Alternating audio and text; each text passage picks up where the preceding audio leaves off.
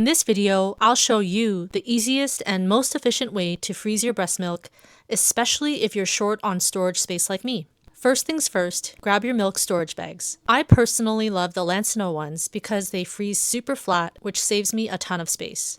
Some other great features include an easy-to-write label, a double zipper seal, and reinforced seams to prevent leaks. You can also freeze milk in bottles, just make sure that they're BPA-free, food-safe, and thoroughly washed before use.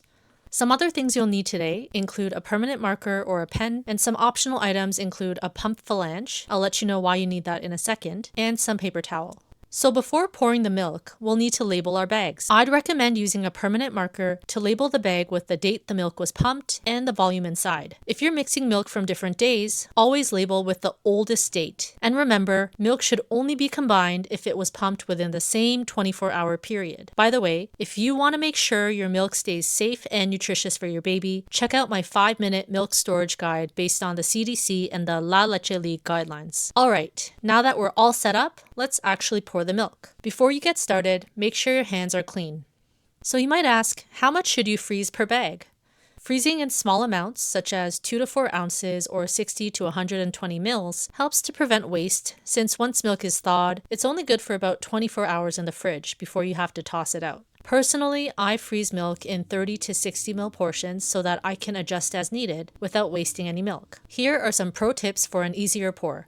After tearing off the safety seal, fold down one side to create a wider opening. This helps prevent spills. If you struggle with pouring, you can use a pump phalange as a funnel, and this can be especially helpful when pouring larger amounts. Third, always leave some space at the top of the bag since milk expands when frozen. These Lancino bags hold up to 6 ounces or 180 mils, so make sure you don't overfill it. Now that the milk is inside, let's remove any excess air and seal the bag properly. Removing air from the bag helps to prevent freezer burn and keeps the milk fresher. A little trick that I learned is to lay the bag on the edge of your countertop and gently press to flatten it out before sealing. It takes a little bit of practice, but once you get the hang of it, it's a game changer. And don't forget to double check that the zipper is fully sealed to avoid any leaks. The next step is to freeze the milk bags flat.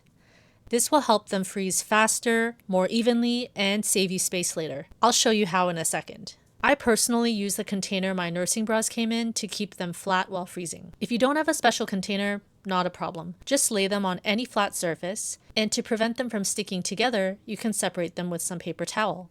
So once the bags are frozen solid, it's time to organize. Once frozen flat like this, the bags are super easy to stack. I like to group several of them in a big Ziploc bag to create a milk brick, and then label the outside with the dates. This makes it quick and easy to grab what I need later. Oh, and make sure to use the oldest milk first so that nothing goes to waste. Now that you've got your milk frozen, how do you thaw it properly without losing all the valuable nutrients? Click here to watch my video on the best way to thaw breast milk. I'll go over the common mistakes that can destroy all the good stuff in your milk so that you can avoid them. If you enjoyed this video, please give it a like and share it with another mom who might find it helpful. Thanks for stopping by, and I'll see you in the next one.